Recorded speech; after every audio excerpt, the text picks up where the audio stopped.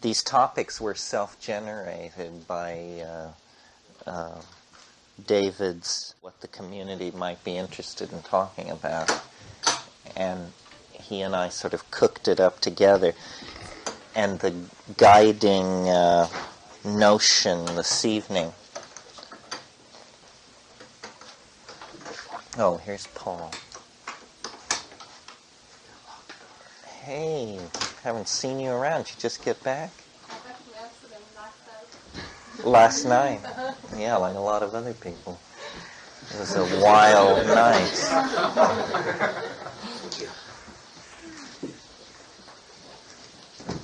Tonight's going to be really good. Oh, great, Paul. A lot of the front door, so people won't be coming in and out.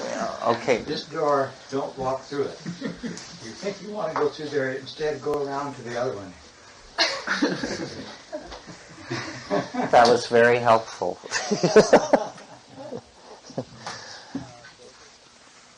David, did you want to introduce the theme? Yeah. Good. Do it. I actually made a few notes. I suggested the idea of talking about insanity. It has a lot of personal meaning to me, aside from the value I thought it would have to the group. I thought one thing I was thinking about, why do I want to talk about this to begin with? And for me, there's a way that I have this continual desire to somehow create an environment that somehow really is safer for myself. Somehow, some way that I can feel that the way that I express myself will somehow not result in me being ostracized or in some way otherwise sort of bottled up and packaged and sent off somewhere. I have this fear of what I'll call insanity. And I feel that this is something that really affects everyone in most of their daily life. I think it does mine at some subtle levels that we don't acknowledge enough. So I'd like to talk about sort of what it is to begin with. What is it? What is insanity? What is this fear that I have about crossing a line at which point I would be really ultimately somehow ostracized in some way? And how that stops me from growing in general. So I have this desire somehow to kind of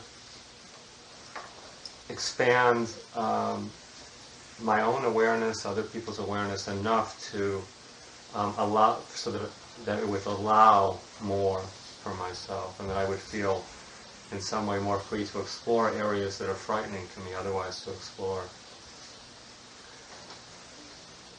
And I wanted to mention a personal example for me. About 2 years ago, for those fortunate or unfortunate enough to find me, I could be seen in the garden at Asylum talking about God in a rapturous way.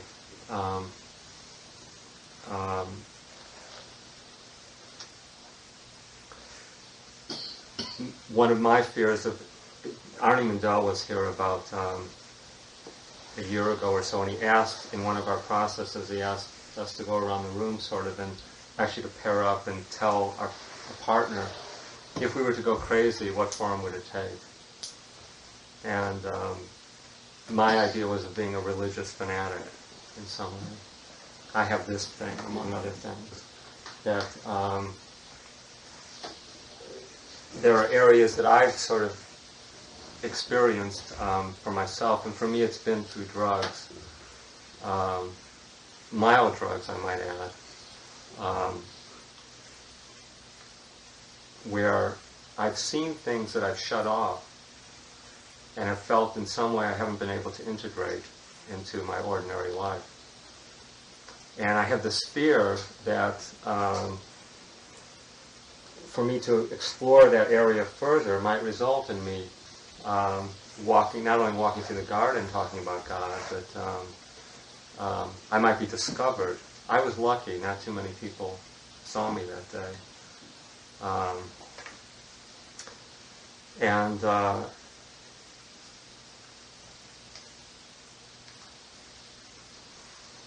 I think that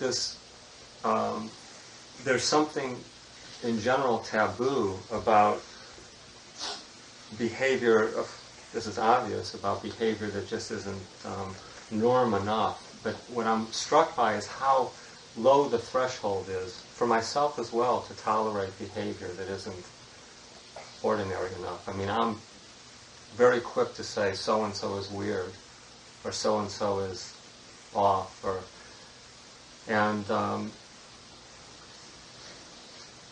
this is part and parcel for myself, this judgment that I have of other people with the problem I'm sure that I have with allowing myself to be not ordinary. So I think that, there's a lot of issues to talk about when we talk about insanity. From what I've said, there's a lot of ways to go. I could say more about what I've said. I'm really interested in other people's experiences where they felt that those of you that are afraid of going crazy in any way, what that means to you.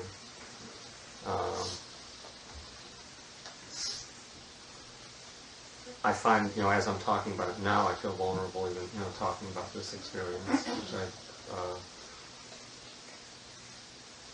be open to going more into detail about, but by way of introduction, that's sort of where I'm at with the issue. I'm trying to find ways to allow more for myself and not be afraid of that if I explore too much, that it'll be too much, that I'll be, ostracized. I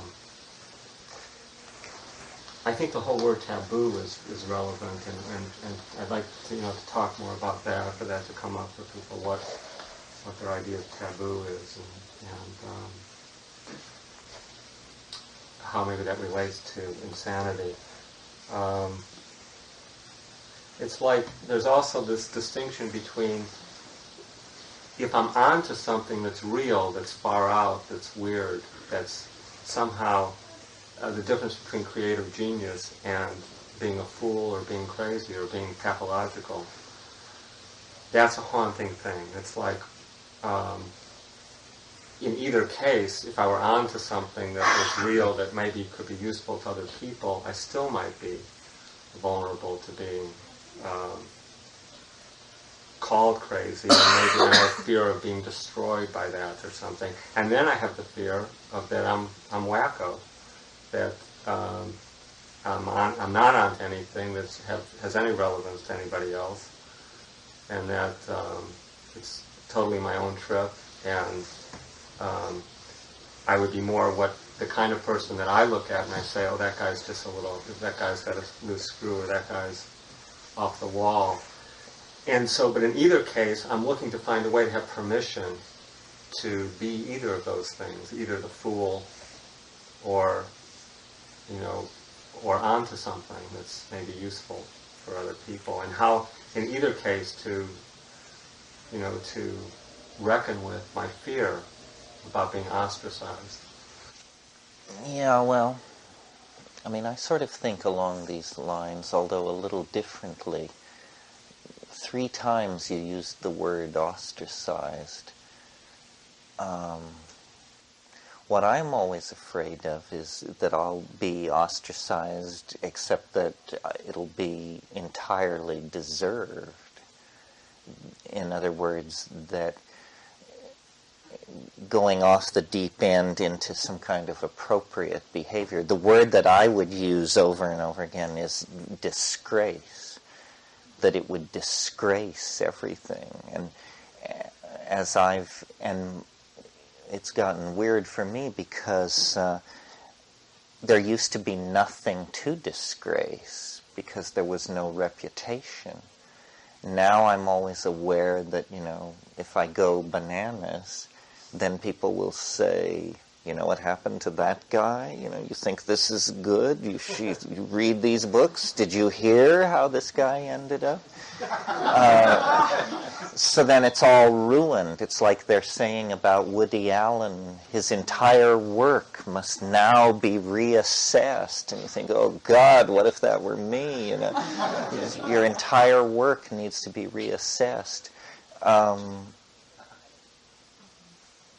And it's interesting to think about madness, or what we're calling madness. I mean, the religious thing is the one that overcomes me or overcame me. That's how I imagine I would go. And even as it is, I'm practically a repent, the end is nigh person. I mean, it's all couched in, we have the computer and the mathematics and the dazzling, rhetoric.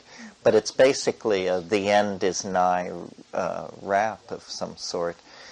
And yet I'm very intolerant intellectually. I mean, there are perfectly harmless, functioning people that I, in my own mind, consider crazy simply because of what they believe. I mean, one way of thinking about crazy is it's just you have looser rules of evidence than the rest of us. So, and in a society falling to pieces like ours, where nobody has a very firm grip on what's going on, if you're nuts, but you're not sure you're nuts, you just have to get 10 people to believe you, and suddenly you're a method, a school, a point of view. You're not nuts anymore. You're invited to teach your insanity and show others the way.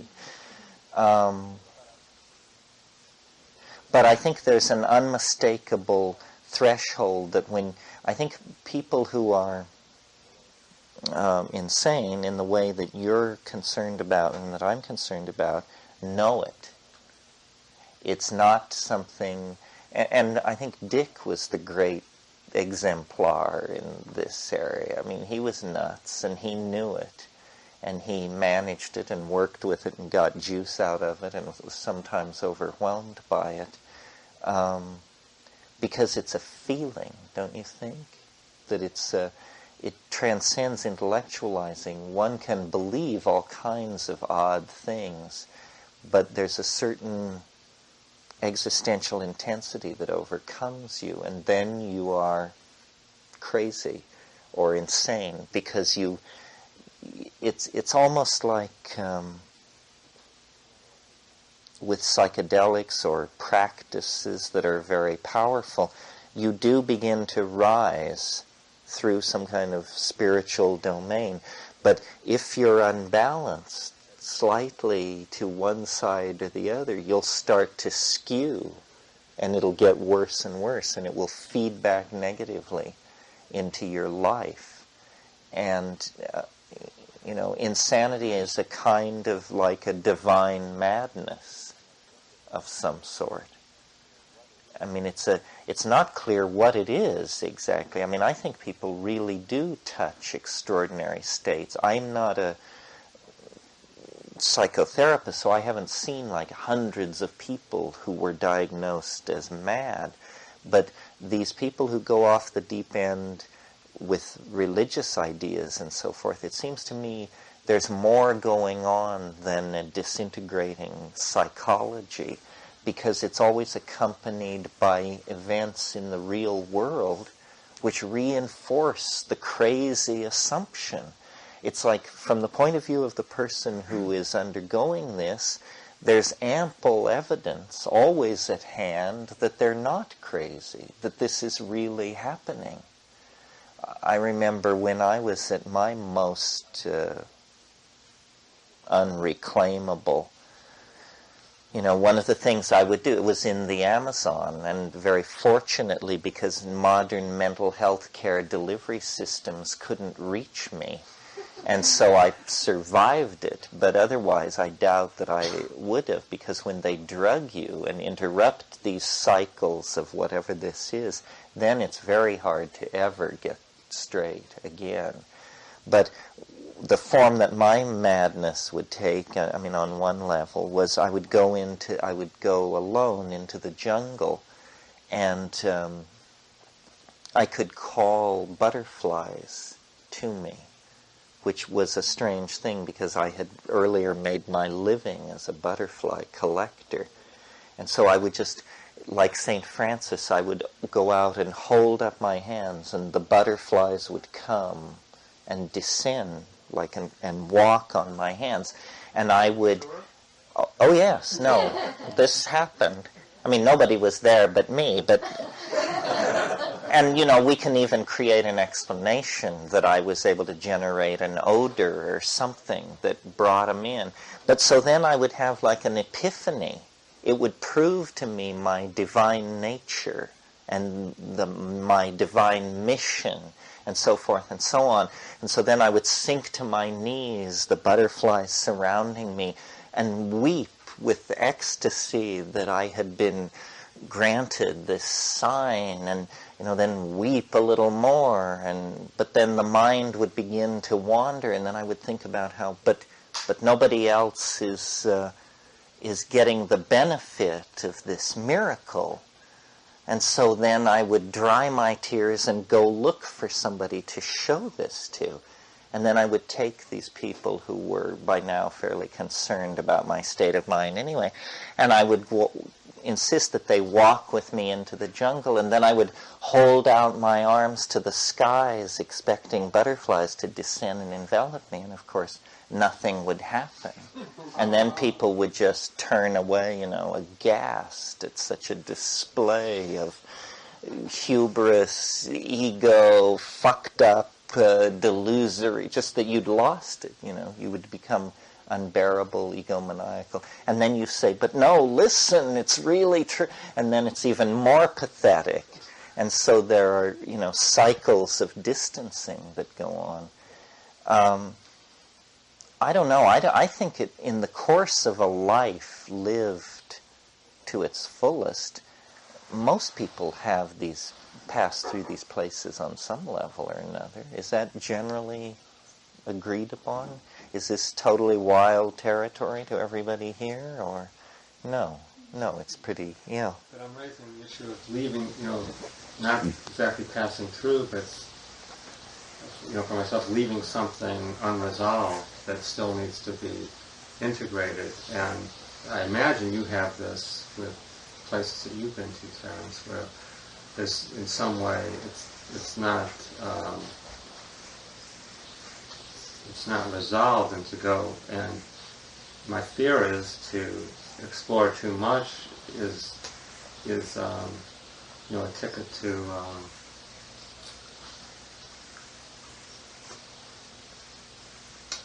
a crazy bomb of some kind.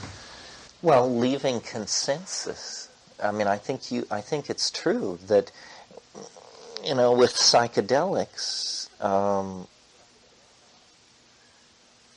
the practice works too well almost, in that it will, if you insist on, I don't want to use the word abusing it, but if you insist on using psychedelics frequently at high doses, back to back, you will unlock your way into a set of assumptions and perceptions and feelings that not very many people can follow you into.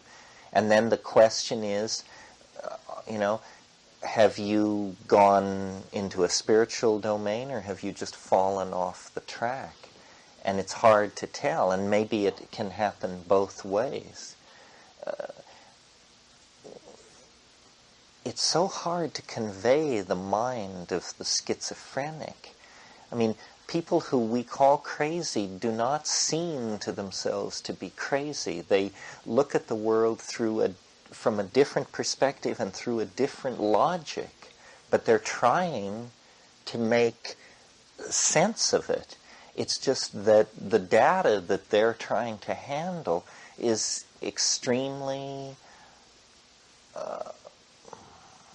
alien from what the rest of us use. I mean, I can remember when I was in these states that I would it's so hard to explain, but I would like see waves of historical association out of my past. I mean, it's like I would be in a small town in Colombia, but something would, it would be as though there was another time, a time from my past, overlaid over everything. And so a waitress serving me in a restaurant, a hotel keeper, would also be another person in another time, in another place, with a set of associations to me. And I had a friend, actually, who became schizophrenic and did get electroshock and the whole 9 yards. And he said, you know, what you have to do, what you must do, is learn to shut up. You know, do not run around. And there's a compulsion to confess as well. This is not easy because there's something about these perceptions that have to be communicated.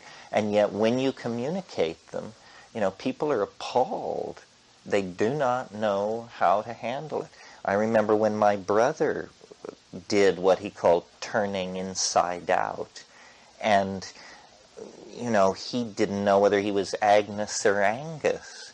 And there was some intimation of some psychosexual transformation. It wasn't clear whether it was like a transsexual operation or the metamorphosis of an insect or something else. And, you know, he's saying this, I mean, I don't know. I suppose we can multiply these examples endlessly. In thinking about this talk,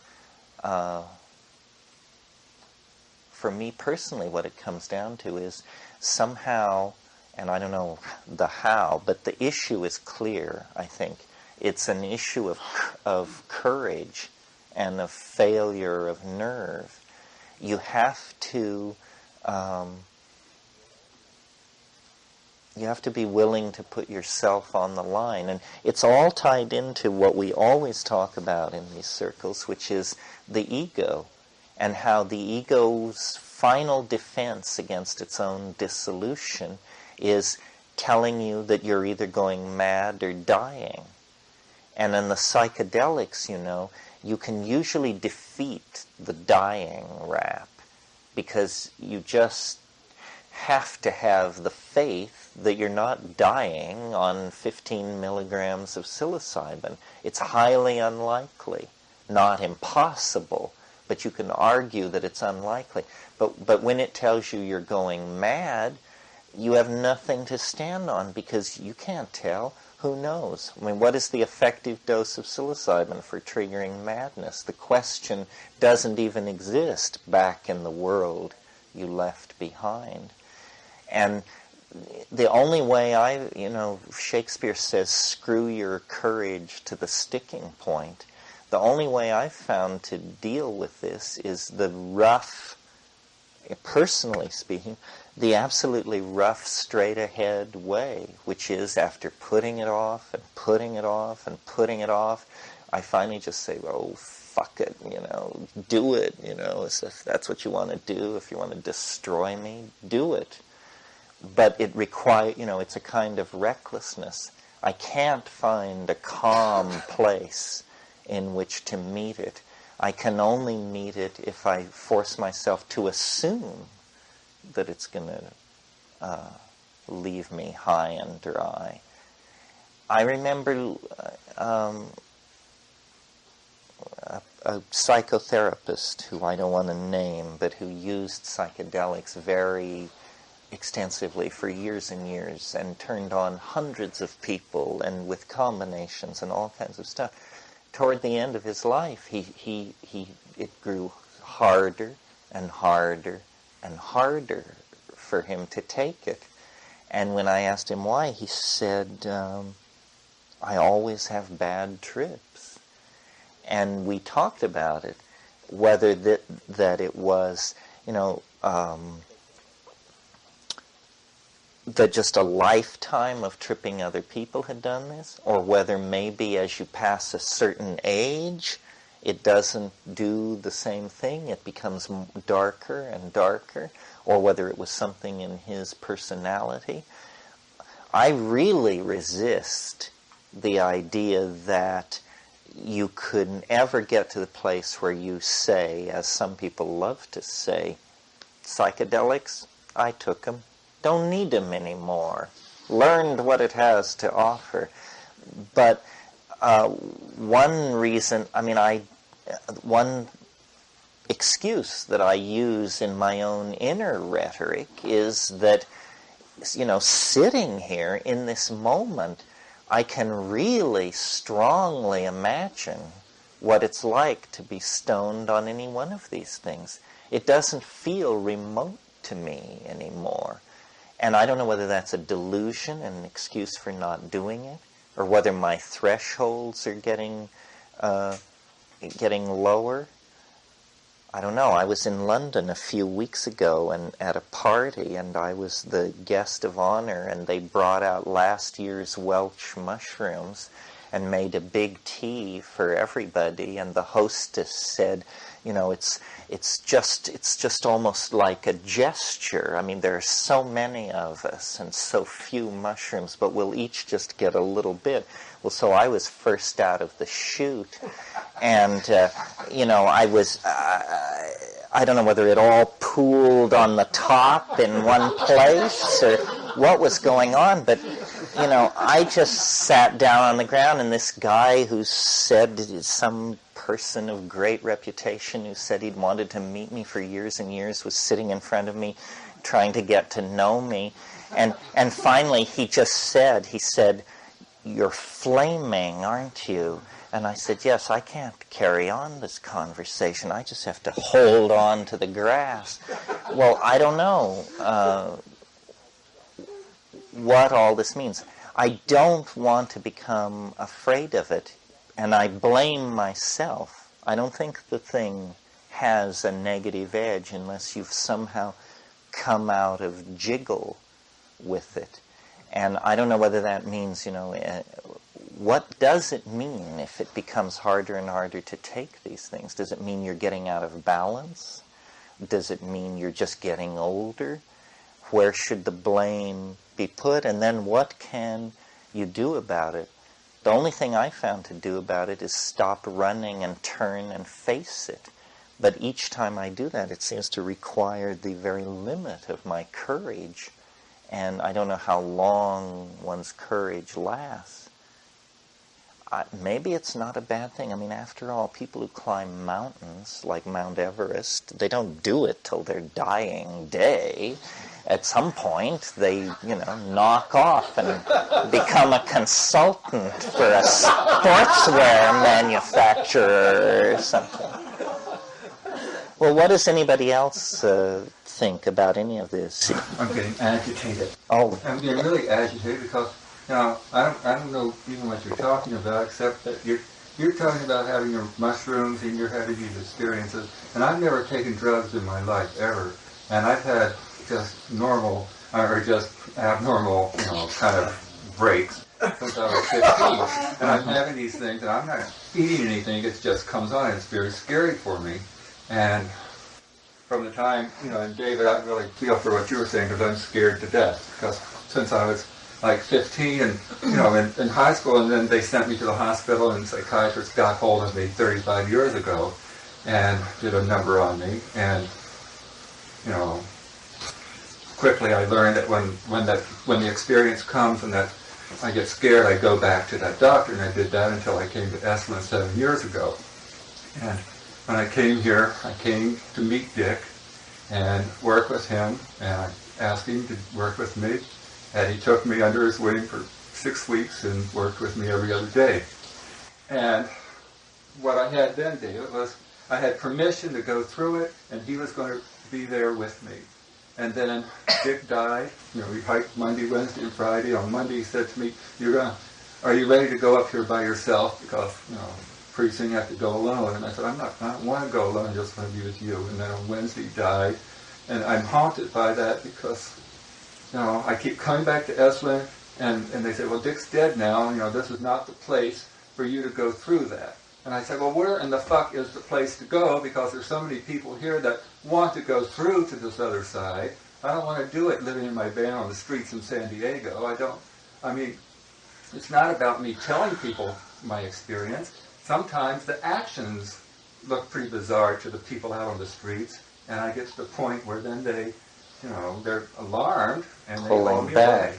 Right, and I'm not walking around telling them that, so it's like, okay, if I'm living away from Esalen, well, even at Esalen now, because last year I was having a break, and I went to jail in the lodge, and I was really scared, and I was reaching out, and she said, well, why don't you go to a movie in town for a few hours and then see, and that was the wrong thing to say, so I terrified and somehow ended up in San Diego in the hospital, got on some new kind of medication, and that's been the pattern too. But when Dick was here and I felt like there was, a support to go through it, that felt okay, and then now when it comes up, I do get scared, and I don't go through it like you just suggested. I go back and, take a drug. And I haven't been on a drug for 10 months now, and I'm back here, and I'm terrified that when it comes up, I'm going to have to run away. I don't feel a support anymore here. And what haunts me is that Dick wanted to have that. That was his dream. I know he's dead and it's not his place anymore. But, his dream was to have a sanctuary where, right down there in that canyon. He talked to me for 6 weeks about, like putting me in on the deal. And, I'd be the first one he turns loose in there like they did with him. And that you wander around and have all kinds of experiences. And then if you come out fine, if you don't come out, they could ship you off up the highway somewhere until you're... Well, but in fact, most people came out fine, I think. No, all these drugs, these antipsychotic drugs, are basically warehousing strategies for the convenience of doctors, because the only way that works with people who have this problem is so labor-intensive and so demanding. What you need basically is 6 people to watch you, some to hold your hand and reassure you, some to physically grab you and sit on you when you head for the hills. Very few people get through it without being messed with. Like I say, I think I was lucky and my brother was lucky because some force, some intuition led us to get so far out that they couldn't find us. They literally couldn't come and get us. R.D. Lang, as well as Dick, had this idea that people have to go through it.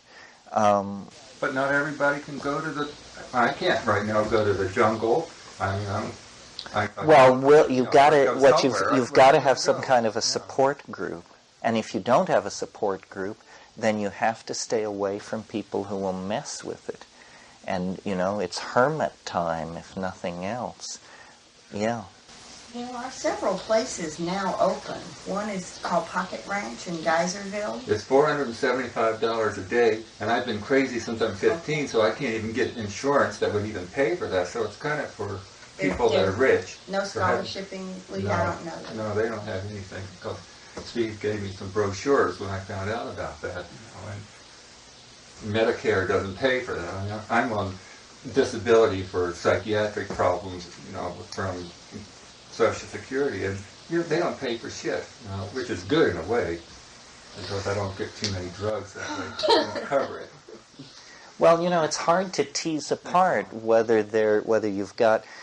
I think it's amazing to me that at Esalen that we're discussing insanity. It's even, I think, a kind of an old-fashioned word. You'd think this would be the thing they would have worked through here. Isn't that what...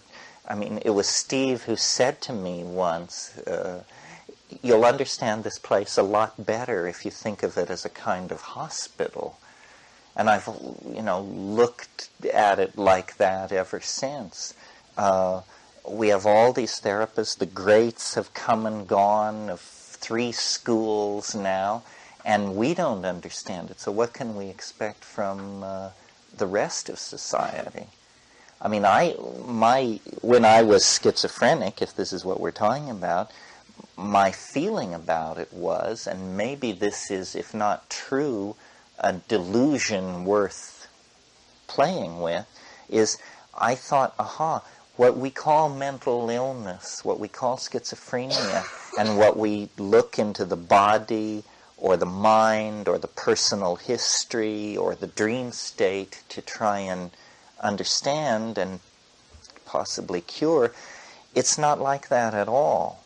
It isn't if you're the person who's nuts, it isn't your problem. It's something that's happened to you. Not more fundamentally than catching the flu. It's like you just happen to step in some cosmic doo-doo, and now it's on the bottom of your shoe, and everybody's pointing at you and backing up, but it isn't your fault. It was just happened to be in your path. It's a kind of, it's a horrible piece of luck, unless you can turn it to your own advantage. And what that means, I think, is obviously integrating it. Well, then how do you integrate these things? I think it has to do, again, a lot with where you start from. Just speaking from my own personal experience, what saved me was my cynicism.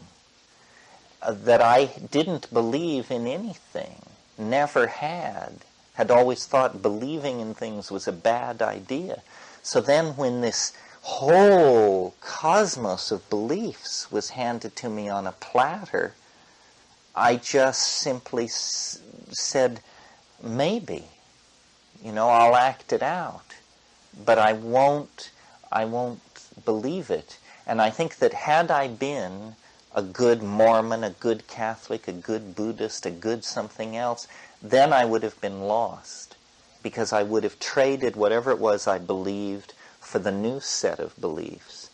As it was, I just said, what's this? Beliefs. I don't do that. But I played with it, and somehow the playing with it was able to depotentiate it. I had a conversation with someone very recently who, by ordinary standards, I think would have to be considered nutty as a fruitcake. And, they could hardly speak of their condition without being swept by an emotion that was so intense that it reduced them to tears, And I said, if you're going to be this nuts, you should enjoy it more. It's too, and they said, I am enjoying it. And I said, well, I'm not enjoying it because you're just projecting such an emotional intensity that it makes me very nervous. And I think I speak then for the sane general masses about that. What makes it hard for the person who's going through this is that it's so hard for other people. I mean, it's freaky to be around somebody who's crazy. I don't, because I'm such a purveyor of psychedelics, people are forever leaning on me to trip with them. And I dare say, there are people in this room who've known me for years, and no one here can say they've ever been seriously loaded with me, because I just don't do it. I can't take it. I can't handle the feeling of risk that permeates that. That's why it amazes me. I'm fascinated by people who have such faith in their knowledge that apparent difficult situations don't freak them out.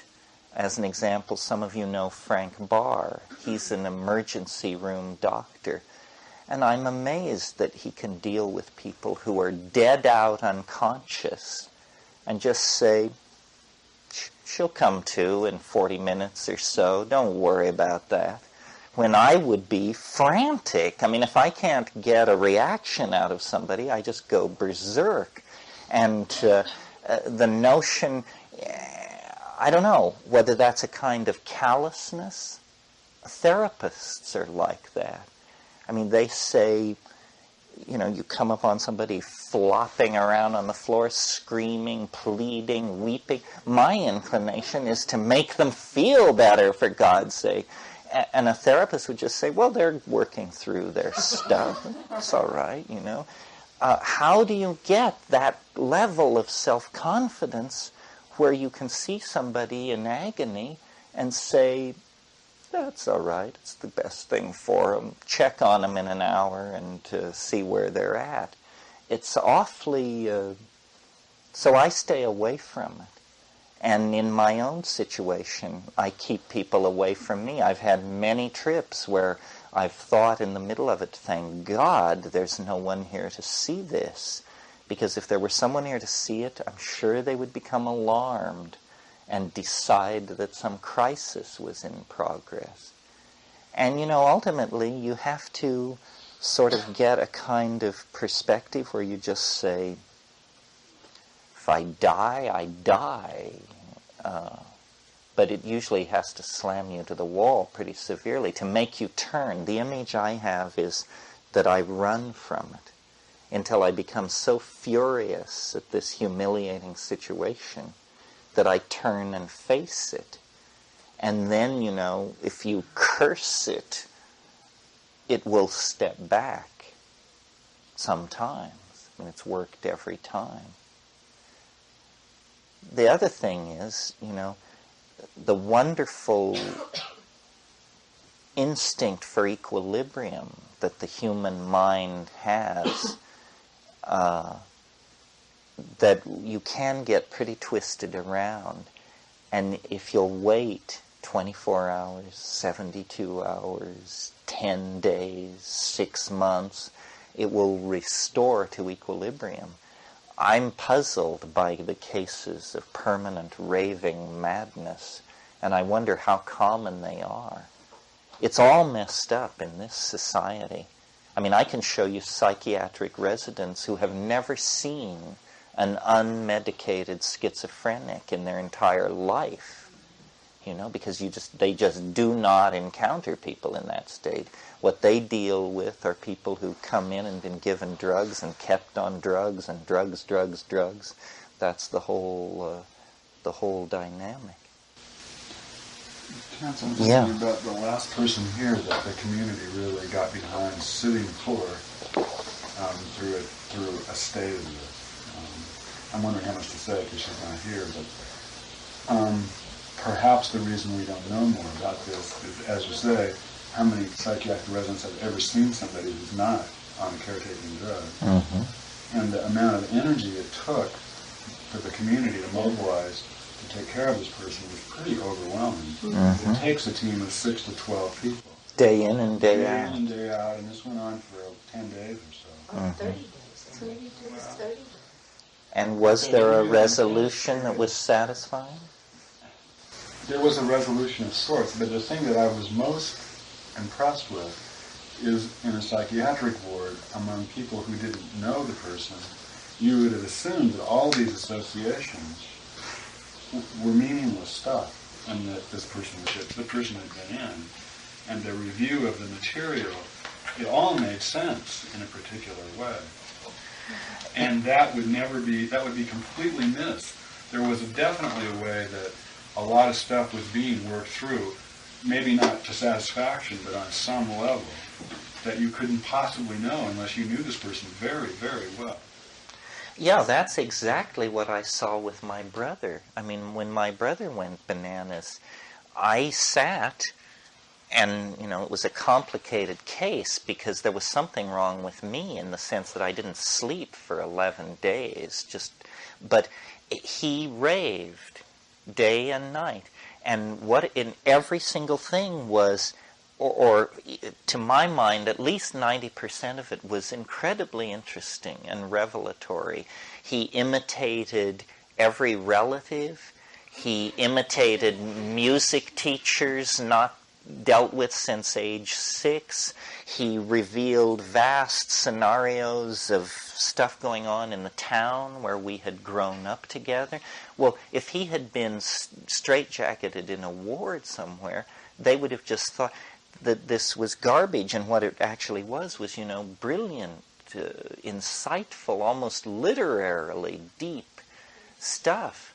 And the other thing is, I've always thought, that a mental ward, I don't understand the thinking of the psychiatric community. A mental ward is my idea of an environment designed to drive you crazy. I mean, because crazy people drive me crazy. Just one who is very slightly crazy is unbearable. And to be put into a ward with people wandering around, and I really think it's a pheromonal, I don't want to go as far as some people have gone and say that schizophrenia is entirely a pheromonal disorder. But do you know what I'm talking about here? Well, some people say that that we have left over from earlier stages of evolution all kinds of physiological systems that produce odors that we are not consciously aware of, but that set the ambiance for social interaction, because we are, after all, social animals. We're as social as honeybees or something. And all social animals regulate behavior through pheromones.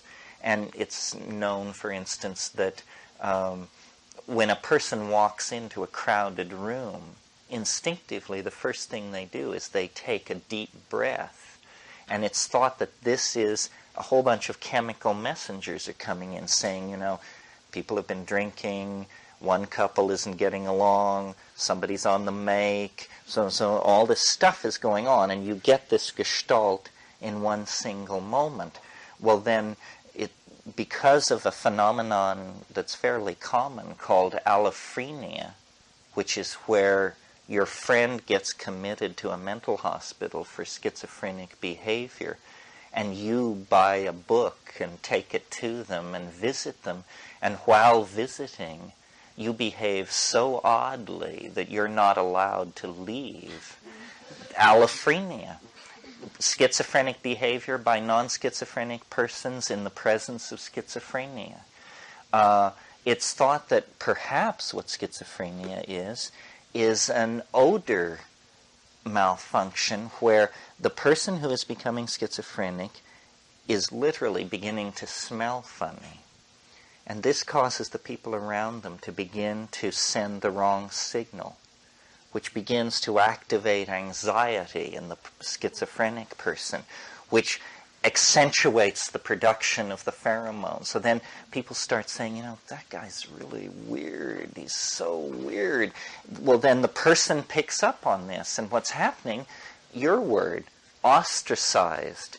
They're being pushed to the periphery of the social thing. And they feel it's unfair because and the people doing it don't know why they're doing it. And what's happening is it's a horrible misunderstanding, and it ends in making somebody completely dysfunctional because they don't know, they've lost their place in the net. They literally don't know who they are. Yeah, you're pointing out like a fragile and kind of a desperate nature of consensual reality, where there's a desperate grip on this consensual reality, and when that starts to slip, when people feel that that's slipping, there's some grabbing that goes on in the air. And that's the response that you're talking about, I think. Yeah, that it's somehow we're all anxious about this.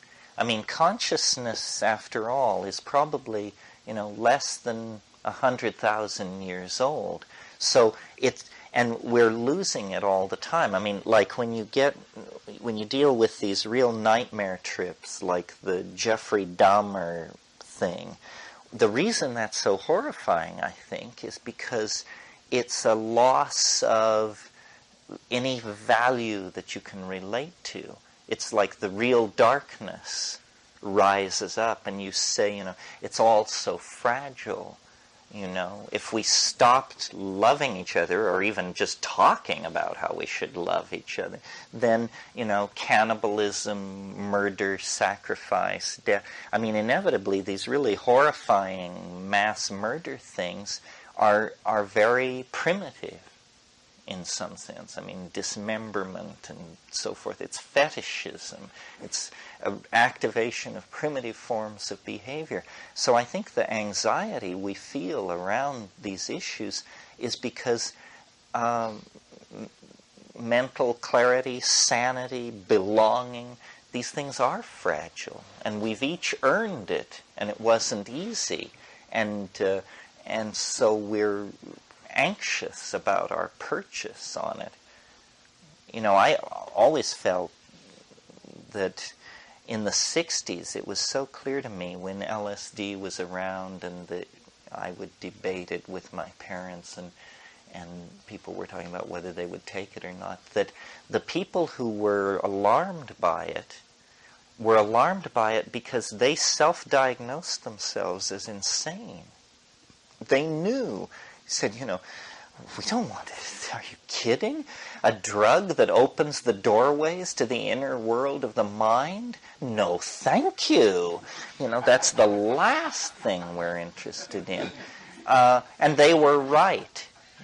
They had no business fiddling with that.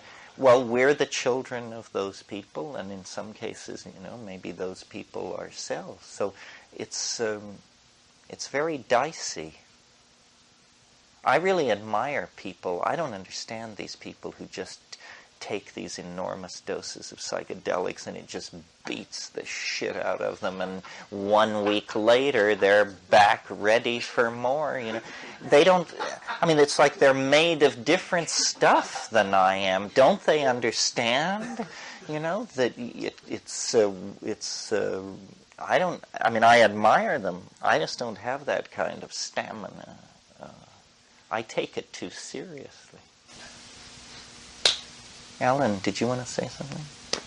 Well, I was confused by what you were saying. Who are you referring to that does this?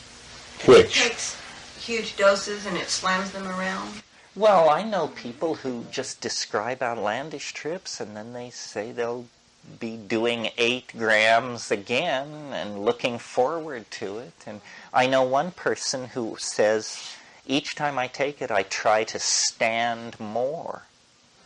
And I have the feeling, that it's very coddling of me, and that I sort of march around inside a hall of mirrors, because I can say to it, stop coddling me. And after 30 seconds of what happens when I say that, I'm saying, coddle me, enough already. Because it begins to go fugue-like and lift these veils, and you say, it's, I don't know, maybe I read too much H.P. Lovecraft as a kid, and it contaminated my categories. Yeah, it's something that David said that is sort of away from psychedelics, but on this vein of discovering something that maybe I keep myself from, some, not just your normal discoveries, but those real choice little cherries. And somewhere I have this, it almost seems like it's a tape that says, well, if you know that, and if you claim it, then how will you fit in the rest of the world? And it's like a stop measure. I don't know how to explain it, but when you were talking, I was really getting that, and I was hoping I could share it. And, I haven't ever really talked about this with anybody, so it does feel vulnerable. But aside from that, it seems like there's something that is remembered when I have a revelation, or when I really understand something, like I cognite with something. It almost feels like it's a memory that's come back. And again, I'm speaking of, I don't even know, of the real choice mysteries that, kind of keep ourselves from somehow. And I don't know, I guess I just wanted to share that, but maybe what experience have you had with that? But that's a positive, it's an uplifting experience, right?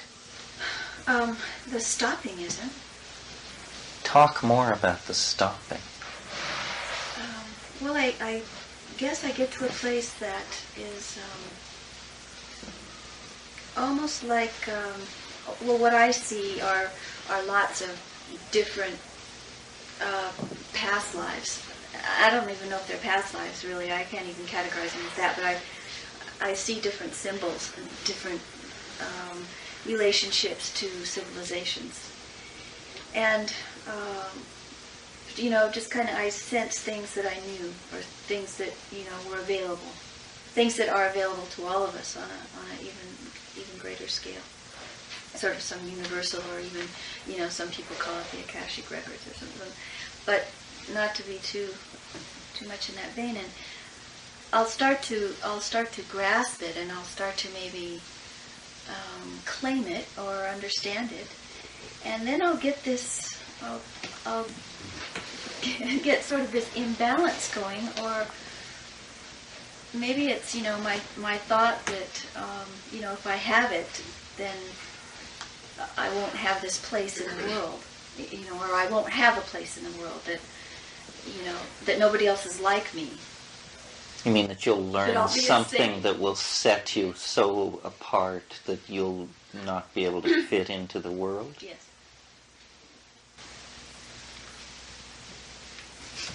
For me, I have a horror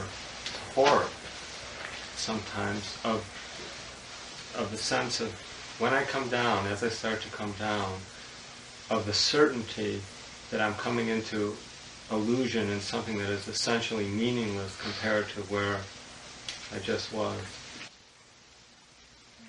So a horror of return.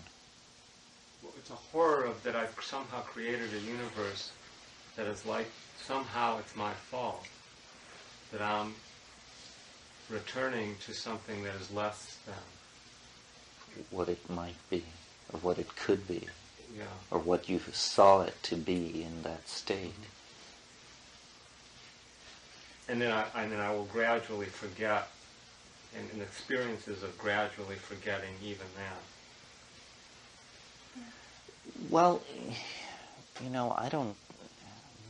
Maybe we're a special slice. I mean, there is the notion that, first of all, it's a monkey brain that we're operating with here. Nowhere is it writ large that it can actually encompass the truth. I mean, why should it? I mean, do we believe that banana trees perceive the truth? They're flatworms, so why should monkeys? So then if you're into these consciousness expanding techniques, whether they're just simply paying attention or using psychedelic drugs or something else, then you actually get to a place where there is, it's like an abyss of knowing. It's like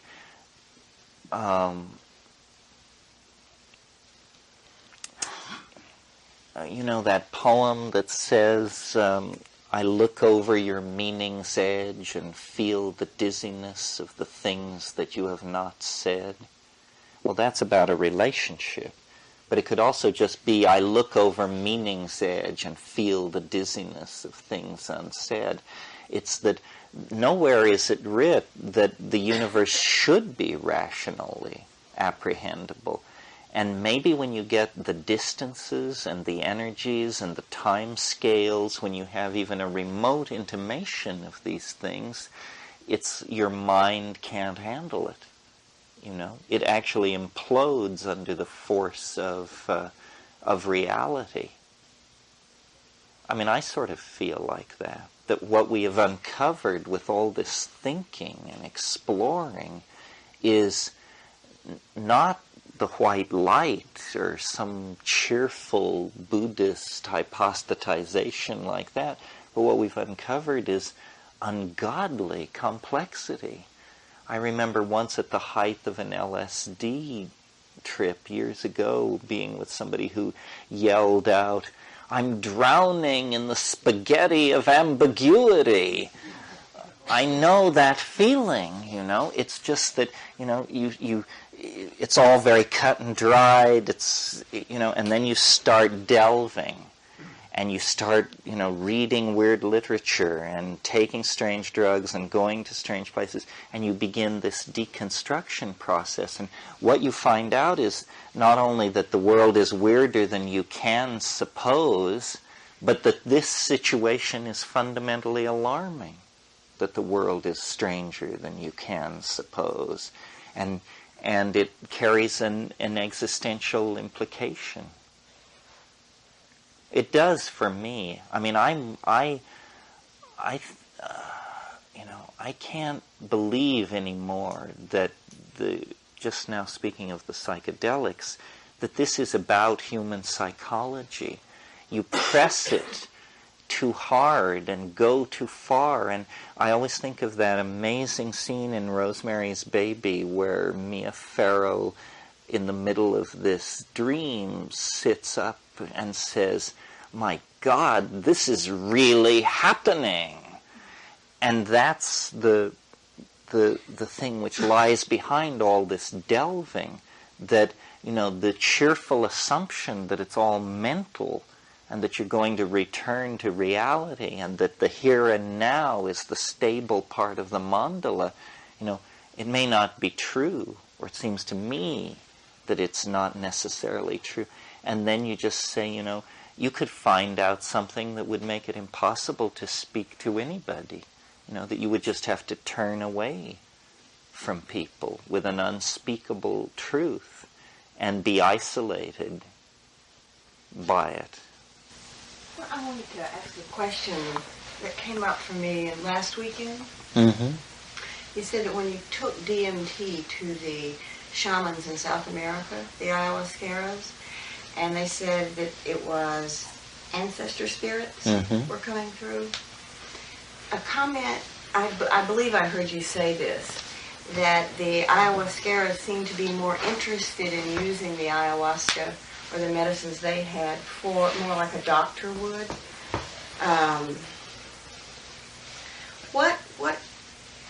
That is how I've used them. I would say more like helping someone. Mm-hmm. And how you use them is more for an inquiry, like to ask a question. Mm-hmm. What's the difference? Is one more of a psychological approach and one more an intellectual? I'm curious. Well, yeah, one is a shamanic approach because the center thing of shamanism is healing. That's really how you judge a shaman in a traditional fashion, is by healing. And then this other, it is intellectual, and because the idea is to be able to say something. And I guess maybe where the problem comes, and I'm blinded to it because I have the problem, is that you have to have heart, a lot of it. Maybe more heart than I'm able to muster, and that if you try and do it through the intellect alone, it becomes, I don't know, there's some mythological metaphor here, but it becomes titanic, it becomes dangerous, and possibly capable of collapsing upon itself. Maybe the healing is the way you pay your dues, and that somehow curiosity alone is a false coinage, and that the lack of the desire to heal is the manifestation of the lack of heart. I don't know.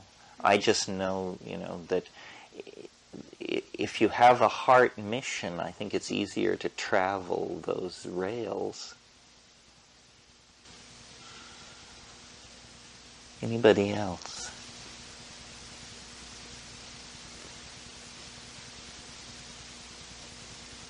Yeah. I was just yesterday confronted with this accident on Highway 1 here, which was pretty major. And somebody died in a burning car wreck. And that ground process, I realized that how traumatic that was for me. And like how the whole day before I was kind of like everything turned gray, and I was really trying to get out of it. And it reminded me of, not only for myself, but like sometimes you see something that's just like so horrible, we feel you have seen too much and it makes you insane. And I was just wondering about that, that connection, that you maybe witnessed something as a child or at war or wherever that is just so horrific about the potential of, the human race or whatever happens, that you can't fathom it, that you can't, try to leave. And you mean, and then you're like contaminated by this image. Yeah, well, I think a lot about that kind of thing because,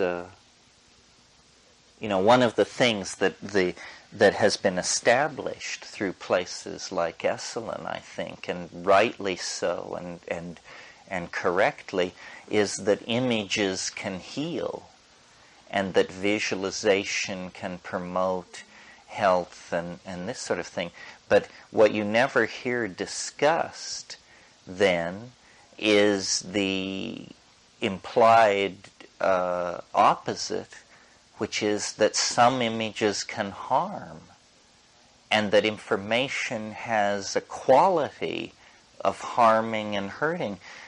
We are the inheritors of Lockean theories of government, and so our approach toward information is, free speech, and anything can be said. But I don't know whether this I feel very sensitive to images. It's a kind of funny thing. So I don't own a TV, simply because I think it's a source of toxic imaging. And one of the forms that the encroaching madness induced by the psychedelics takes, I've noticed, is that you are open to invasion by images that are loose in the mass consciousness. On 3 separate occasions, I've seen people freak out on psychedelics about Charles Manson. Either they thought they were Manson, or they thought I was Manson, or they thought something, Well, it's clear that this is toxic information that moves around in the body politic and then is magnified under certain circumstances. Auschwitz, all of this stuff, and all the images of sadomasochism, and our society seems more into this than any in history. I read a really freaky thing. I don't even understand some of this stuff. This is my idea of toxic information. Maybe some of you saw this. It was in Time or Newsweek around the time of the Jeffrey Dahmer trial. Norman Mailer wrote an essay on the psychotic as harbinger of future style, and said, the psychotic is the role model for the future. And like I say, I can't even understand what this stuff means or who understands this, but I didn't think it should be said. I thought, this is the raving of a diseased mind, and now it's in the bloodstream of the culture. Huh? Yeah. And it contaminates.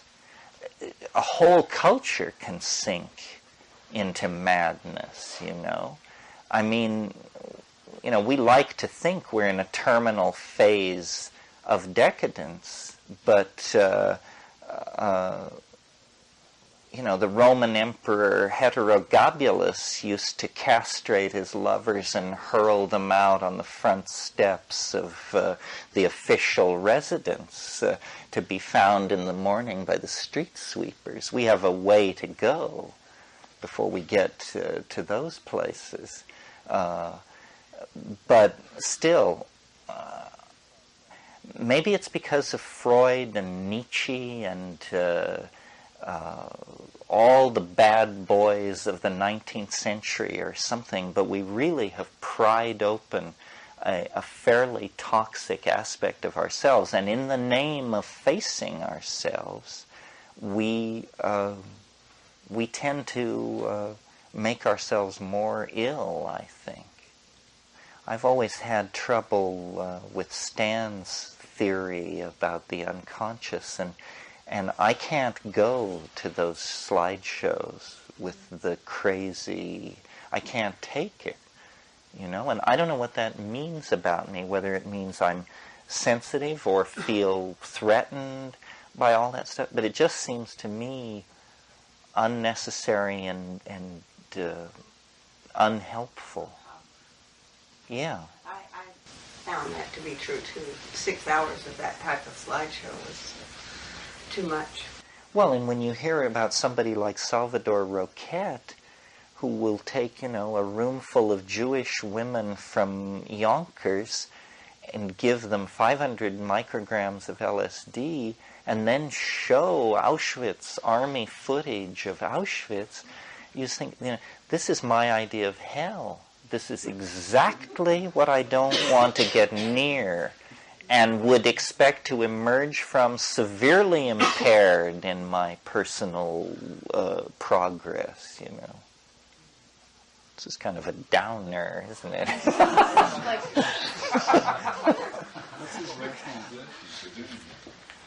I think it's all, there's an impulse in a lot of schools of psychotherapy to rub your nose in it. And I don't know, you represent a school. How do you see that? I don't know what your school's position is on this, but do we have to rub our nose in it, or we miss it, or what's that all about? I'm not going to talk in terms of a school, but if I take psychedelics, I go out in nature. And you're okay there. And I'm okay there. And so that what I don't want amplified won't happen. That's what I personally do. I can't imagine doing that or exposing it. I can't imagine taking 1,000 micrograms of LSD in this room at night. Right, that would be too profaning. Yeah. That's my own personal.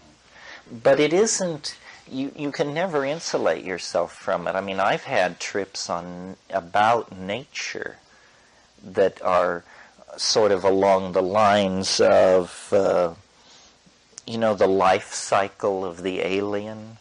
And it was all about how it was a vision of nature as this thing feeding upon itself, and how egg cases were being inserted into tissue, and free-swimming life stages were attaching to tissue, and pathways were being... it's a yuck image, and that could come easily out of examining 6 square inches of soil under a redwood tree.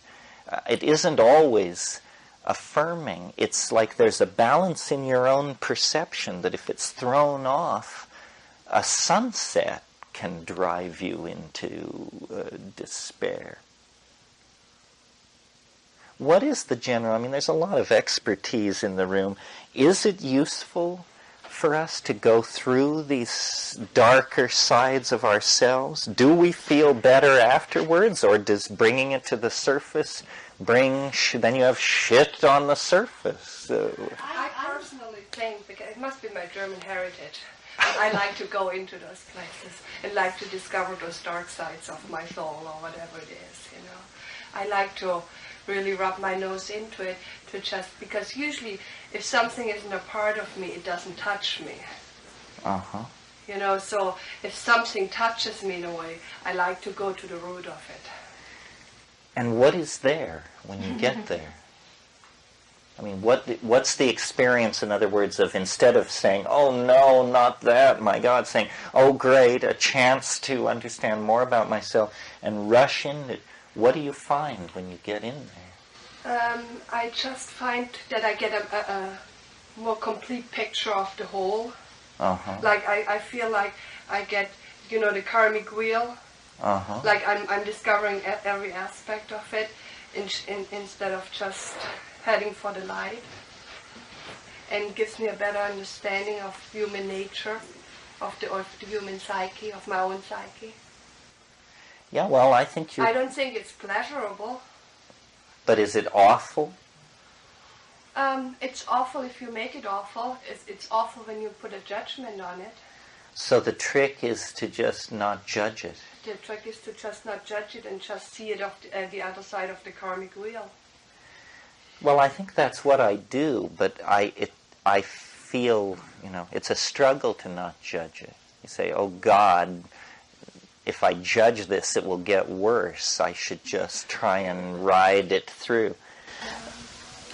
I'll give a try on the school part of it. Uh-huh. And what's haunting me is this picture of having these women from Yonkers take 500 micrograms and launch this stuff. I mean, there is this modern pop psychology idea, some of which is to the monetary benefit of therapists, that wallowing in this stuff gets you somewhere. Mm-hmm. And my current thinking, which is always, of course, subject to change, is that very fine edge between not denying something and not wallowing in it either. Yeah. Mm-hmm. And that's a very difficult... That's a good point, yeah. Allowing. Yeah. Allowing. That's what I mean. You stay the observer to it. You become the witness to it, and without judging it as good or bad or whatever, it's just... So a kind of detachment. Yeah. Well, even more than that, from the Gestalt perspective, which I'll represent, the edge between wallowing and you don't ever want to deny, but you want to go into something far enough to begin to get a reversal, begin to get the other side. Mm-hmm. So, from a theoretical thing, I don't know how wallowing would ever serve that purpose. So what you're talking about, though, is coming to a place of balance, right? Ultimately, Well, it's being able to integrate and accept all of the various aspects. Mm-hmm. But wallowing, obviously, is not coming to a point of balance. What you're talking about with the women from Yonkers and the, watching the film, I mean, that is... You don't come into balance by assaulting your psyche with everything that is the most horrific that you could possibly confront. And I think that can be very damaging, and probably more so to some people than others, because people's tolerances are different, people's individual place of balance is different, and so I think there is a lot of individual variation, and it's very subtle and it's very delicate. But I agree that toxicity is toxic in whatever form it comes, and if it has that effect, I do not see benefit in that. Well, perhaps a better word than wallowing could be formulated. It's just the one that I chose. But in dealing with psychological material, you're mostly dealing with something that's already happened. So why would you ever want to stay in something that the outcome is predetermined, that you already know the end? Mm-hmm. I mean, most people are most afraid of what they've already experienced. Mm-hmm. So why would you want to spend a lot of time hanging around in a bad place that you've already experienced, that you already know the end outcome of? But you also don't want to deny that it happened. Mm-hmm. And that's the kind of edge. That may be a better way of saying it. To begin then to get a reversal. Yeah, I think we all have a sense of that there should be a balance, but we all have a different sense of where it should be. I mean, for instance, I feel mild irritation with people who don't like horror literature. But I don't like slasher literature, and I'm very clear what the difference is. I mean, one is psychological and the other is science fiction. But I can't put up with, Silence of the Lambs and from there on, because it's offensive. But on the other hand, if somebody doesn't want to see Alien because they say it scares them, I think that they're a nervous Nelly, and that they should actually steel themselves to this experience. And it's good to watch Alien because you learn something. Well, I think that's it. It confers an immunity. It's one of the reasons why people indulge. Is that there's a feeling that it confers some sort of immunity by having undergone it. Maybe that's why people are into all these affectations of negativity. It's a kind of sympathetic magic. So maybe this is why adolescents who feel tremendously empowered are into, T-shirts with dismembered bodies and, bands whose images rotate around themes of mayhem, incest, and destruction. It's a kind of counter charm, and in that case, it shouldn't be put down. These people are not sick; they're doing something to keep from being sick. They're gaining confidence by associating in a familiar manner with the things that actually make them very nervous and uneasy. I mean, I don't know. This could be cheap shot.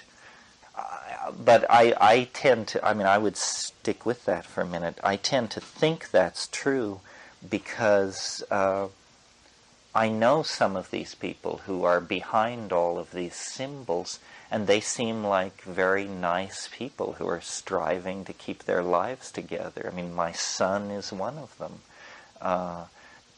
Every time I have an impulse to condemn, it is pretty horrific. I mean, my son brings home CDs, and I read the lyrics, and it is a jaw-dropper what some of this stuff is, But then if you actually play the CD, you discover that the lyrics are so lost in walls of noise and special effects and all this other stuff that it isn't as in your face as when you read the lyrics. And in any case, nobody's ever topped that Doors song about murdering your father and screwing your mother, and that was the anthem of our generation. So who are we to point a finger at Guns N' Roses? We think of the Doors as a wholesome impulse or something. I don't know. Some incredible mental sleight of hand goes on here. Sympathy for the devil. All of this stuff. It's black in that phase. But if you're in it, it's fun, it's theater, it establishes a ring pass not that keeps the boring people out. If you're on the outside, this is pathological, demented, it leads to mass murder, and it's unacceptable. Well, you got to go easy on some of this. Anybody? Where do you stand to judge anything is what comes up with that. Right. I have a question about Prague. Uh-huh. The conference that was held there, not the advertised conference, but the one that was not advertised. Uh-huh. What was the outshoot of that, if you can talk about it, as far as the future of psychedelics in this country? And will they be made legal again at some point, or do we anticipate that? Something's going on. I don't understand. There's some kind of high-level policy review underway. It's hard to figure out what is happening at this moment to motivate it. Maybe it's that Europe is actually moving closer and closer to legitimizing research, and it just puts pressure on the American scientific establishment. Rick Strassman has been able to do his DMT study in New Mexico. That ibogaine study on the East Coast is moving forward on the flimsiest of evidence. I don't believe for a moment that ibogaine interrupts morphine addiction. I think it's a brilliant ploy for getting a research program funded, but just the evidence, I don't know. As I understand it, it's one guy's sort of personal revelation. I don't know, it probably depends on whether or not there's a change of administration. In that, if there is no change of administration, you can be damn sure there won't be an era of psychedelic research. What was the conference? What was that conference? Well, it was the ITA, with the International Transpersonal Association, and then there was an unannounced conference headed by Rick Doblin Right. of MAPS, Multidisciplinary Association for Psychedelic Studies. And I was just curious, I haven't heard anything yet from that.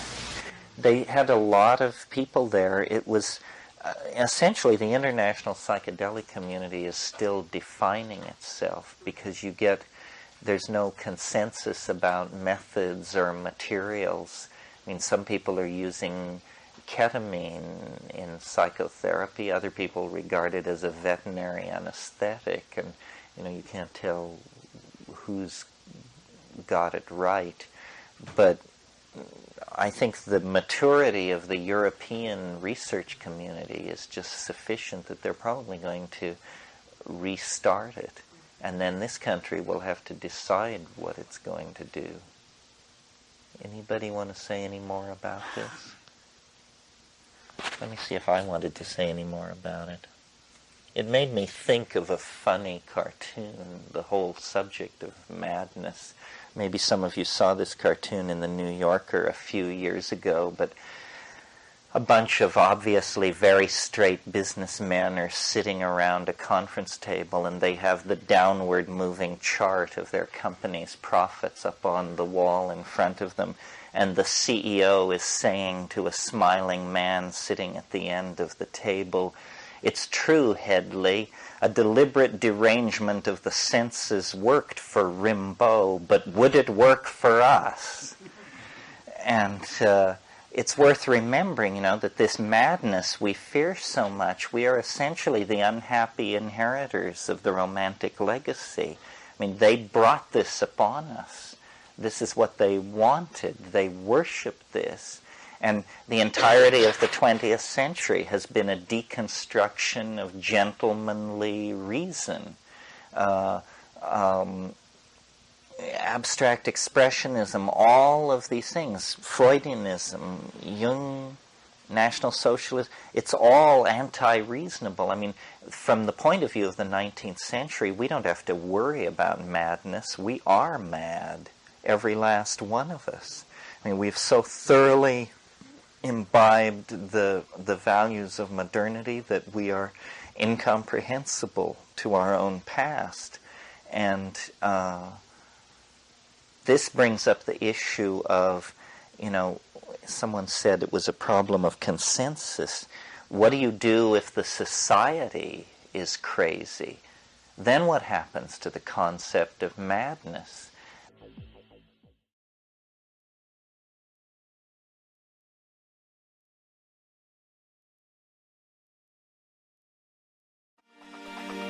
I sorted through, just as I assume you are doing, trying to figure out, taking seriously what Alan Watts and Joe Campbell and all those people, Jung, trying to figure out, what are these people talking about? Is it just abstract? Can it ever be reached? And I sat at the feet of various rishis, roshis, geishas, and gurus. I swept up around the ashram and so forth and so on. And, these people just don't have the moxie. I mean, maybe they've got something, but we don't have 1,000 years to unravel this thing. It is a sinking submarine. Chatter is now out of bounds.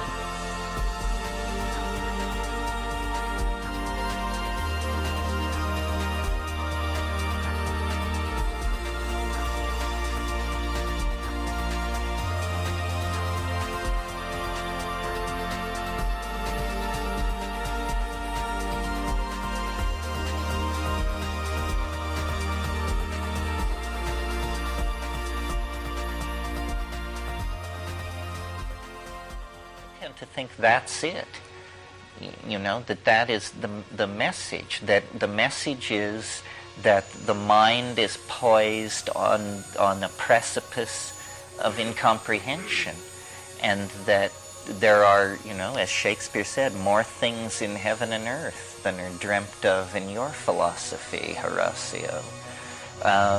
That the enterprise of understanding is dizzying. I mean, it's an ecstasy in itself. That's why, to me, what the essence of being psychedelic is a flirtation with detail and multiplicity. I mean, that's why I'm so fascinated by history, because it's such a complex object. I like complex stuff. History, art history, philosophy, languages, magic, all of these things. I like the well-wrought and complex, the pattern turned in upon itself, the place where mind has moved across the sand and left a tracing. And in all of that, then, there is some kind of satisfaction, in ruins, in old books, in forgotten places, in the places where people haven't been poking around so long. I mean, the river of cognition is broad and deep, and many people are, worrying about, The Simpsons or something like that. But over at the fractal edges of the great river, the peculiar, the bizarre, the little dealt with is flourishing.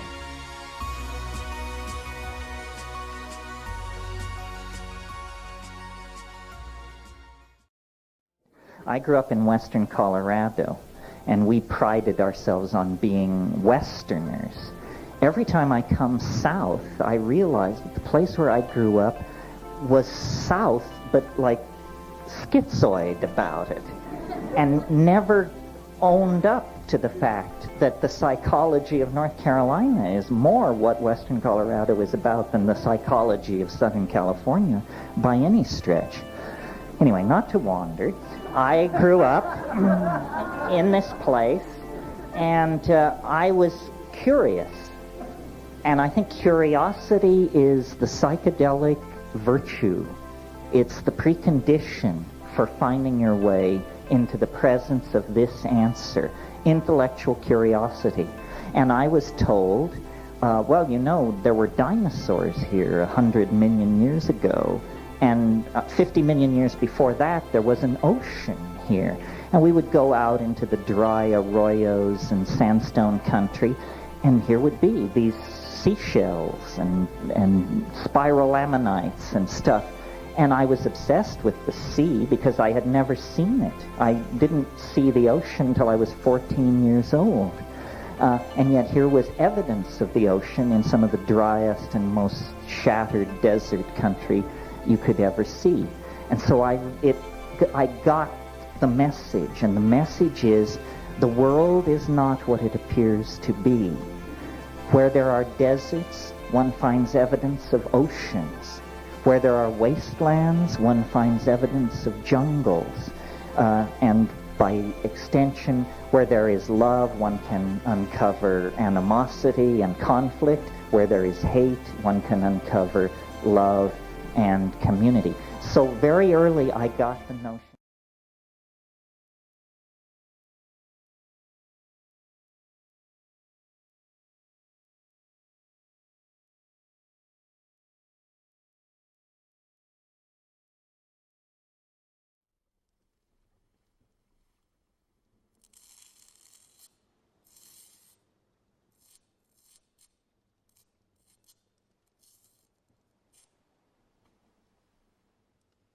She's much prettier in real life.